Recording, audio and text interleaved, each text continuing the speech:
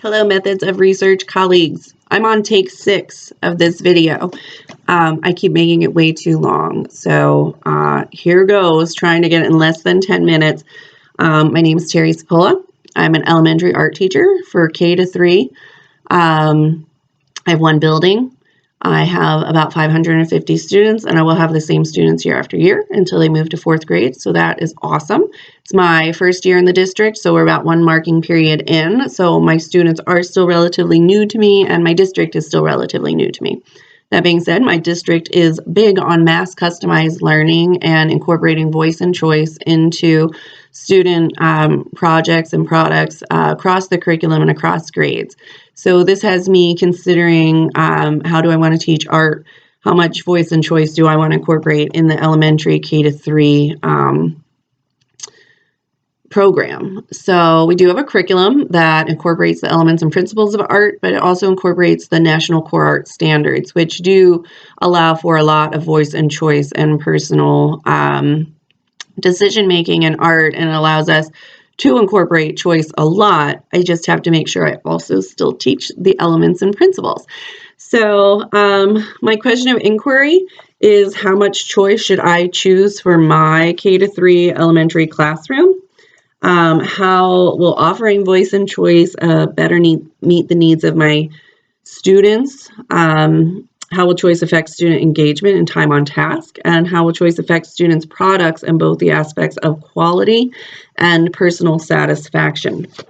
I've read a lot of articles about choice, teaching for artistic behavior, and choice-based arts. Olivia Good is a big advocate for moving away for DBAE and incorporating choice. Most of the articles I found were written by or directed towards middle school and high school. So some really good articles, but I was definitely having trouble finding any or finding many that specifically addressed elementary art. So I think it's an area where there needs to be more research, or there's at least room for more research at the K-3 level. So I'm kind of excited about that, because I think what I'm doing is relevant not just to myself and my own teaching, but probably to other art educators around. One of the articles, that really kind of stuck with me was from Leslie Gates, and it's called Rethinking Art Education Practice One Choice at a Time. And so this article discusses some of the main characteristics of choice-based art, or incorporating at least significant choices in the art curriculum. And a quote that she has in here is, "I knew it was time to rethink my teaching practice when my elementary students began rushing through their assigned projects to work on their own ideas at the free draw table at the back of the room." So that kind of sparked my first pilot study. My students don't generally rush through their projects, but they do certainly enjoy free draw. And so I thought I would survey them to see what exactly is it they enjoy most about free draw, or what's the top reason they enjoy free draw. The article strongly suggested that it was because they got to choose what they draw. It was because they were choosing the content. So for my students, that was one of the choices. I was able to give the survey to one first grade, one second grade, and one third grade class. The question was, what is your number one thing that you enjoy about free draw? One of the choices was, I get to draw whatever I want. Another choice was, I get to take it home that day. The third choice was, I get to use markers. And the fourth choice was other. And they could fill in that blank. Some of them choose other, but none of them really filled in a reason why, and it was very few people picked other. So the results from this, which are in my proposal, for first grade students, getting to draw what they wanted was only the number one reason for 23% of them. Using markers, 31%, and because they got to take it home that day was 38%. So the number one reason my first graders enjoyed free draw, or the best thing about free draw, was that they got to take it home that day. Less than 25% picked because they get to draw what they want. So that was interesting to me, because it did not necessarily coincide with what the article had stated about their own observations. For second grade, however, getting to draw what I want went up to 50% of students. That was their number one reason for choosing free draw or enjoying free draw, was that they got to draw what they wanted. Take it home was only 18%, so that became a very small reason, and using markers was 29%. So still a pretty big reason was using markers with both of those classes. For third grade, getting to draw what they wanted became clearly the most important reason at 59%. So 59% of the students chose because I get to draw what I want. 16% said because they get to use markers, and 16% because they get to take it home that day. So this was interesting to me to see how different students in my own school and my own setting responded based on their age and grade level.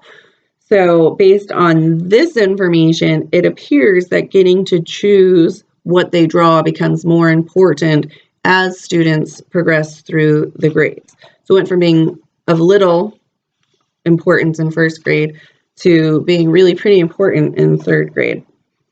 I was able to do 2 other pilot studies. One was with first grade, one was with third grade. I used the Louvain scale for the levels of engagement. Again, you can find this in my paper, my proposal. But there are 5 different scales. So a 5 is sustained intense activity. 4 is continued activity with intense moments. 3 is mainly continuous. 2 is frequently interrupted, and 1 is low activity. So ideally, you want to have your students engaged at a level 4 or 5, ideally or optimally. That's when like the greatest amount of learning is going to take place. That's when they're clearly the most engaged in what they're doing. So the goal is to have most students or all students engaged or involved with the activity at a level 4 or 5. So for first grade, I taught 2 different projects. Well, I taught the same technique using texture plates with texture plate rubbings, but with one first grade class, I designated the content a shape surrounded by either patterns or more textures, and they had used the texture rubbing in the center shape. For the other class, I taught them how to use texture rubbing, showed them multiple examples of how they could use that in an artwork, and then they got to choose their content. For those 2 grades, there was almost no difference between the level of involvement. Every student was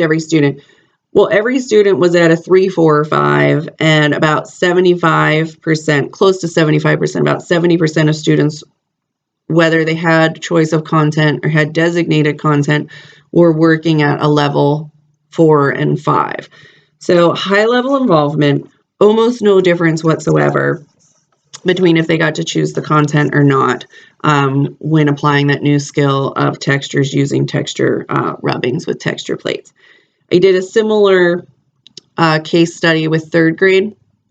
They were taught how to make a faux stained glass essentially using Mylar, plastic sheet, and Sharpies, and then an aluminum foil background. There was a huge difference between the level of involvement with third grade. So I did 2 third grade classes, had to draw a fall themed item, so acorn, pumpkin, leaf, from observational drawing of objects I had in the room. 65% of the students were performing at a level 4 or 5 when I designated the content. My other third grade students got to choose their content. They had 96% of the students were operating at a level 4 or 5 for engagement. So a huge difference for third grade students of if they got to choose their content or not. In addition, going forward, I would like to interview other art teachers. I would like to interview or survey students on how they feel about their work once it's completed, and I would like to compare completed projects that incorporate choice of content versus designated content and compare the results of the work. That's all I have time for. Bye.